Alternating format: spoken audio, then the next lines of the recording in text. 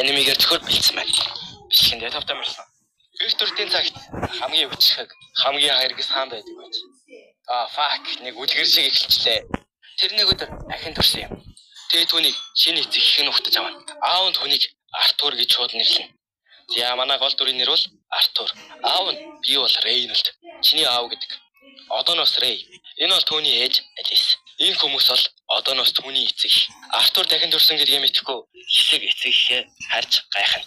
Яалтчгүй жоохон хүүхд юм болохоор ганц гихрэх гэж зовоол. Зүгээр байж байгаа хаа чадахгүй баа. Хаа ч ихсэн баад юм. Та нар чимээгүй. Тэгээд ээжээрээ баасаа тэрвэрлүүлээл. Манай хүн ичээл. Дараа нь аав нь Артур бол надад шийд гэдэг зүйлийг харуулнаа.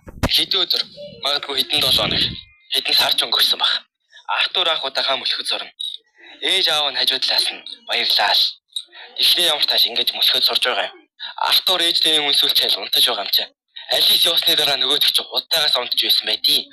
Алис бол та нарыг хуурсан байна.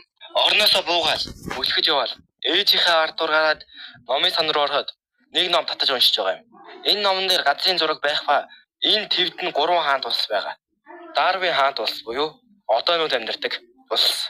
Нөгөөх нь Эленорын хаант улс буюу эльфүүд амьдардаг. Сафины хаант улс буюу хүмүүс амьдардаг. Артурын амьдарчгүй хаант улс. Артур дахин нэг ном татаад уншиж байгаа.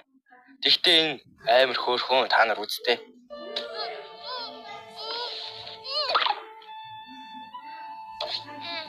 Энэ номон дээр энэ ертөнцид 2 төрлийн мана байдаг бөгөөд нэмэгдүүлэх болон шид бүтээх. Нэмэгдүүлэх нь өөрийнхөө манаг ашиглан биеийнхээ хүчийг нэмэх. Харин шид бүтээх нь өөрөөсөө шид гаргаан шидийг өссөн үедээ гаргаан удирдах чадвар. Мананы цөм нь мана удирдах түлхүүр гэсэн байх бөгөөд мананы цөмөө удирдах сурснаар шид ашиглаж болох юм. Өмнөх амьдралд манатай ижил зүйл байсан ч үүнийг хий гэж дууддаг байсан. Артур алгаа юм болгоод бясалгай хийж байгаа юм шиг болоод яг төвлөрөө дэлгээд саарл болж байгаа л. Бүр цагаан өрөөнд орчоол. Манай энэ цөмөө хараал. Яг өдөртөд сурлаадаа гэсэн ээж нь авчдаг юм. Яг гоо шаажаач. Алис чи баацсан юм гэсэн. Үгүй дээ гэж бодож байсан. Чихэндээ хараараа өрсөн нэрэл баацсан байдаг. Тэгэл чихийг салахаар явж байгаа юм чи. Рей дараанаас нь Артураар сэлмийн бэлтгэл хийлгэж байсан. Хажуу талаас нь Алис миний бяцхан хөөрхөн Артураар юу хэлж байгаа юм?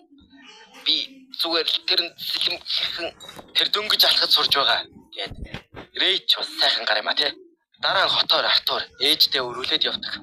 Яг аргагүй хүүхэд болохоор илтэв зүйлсийг сонирхоол. Артур өмнөх амьдралдаа эцэг ихгүй юм ч хүүхэд байсан юм. Өмнөх амьдралд нь хааны хүүхэд вэ нү? Боолын хүүхэд вэ нү?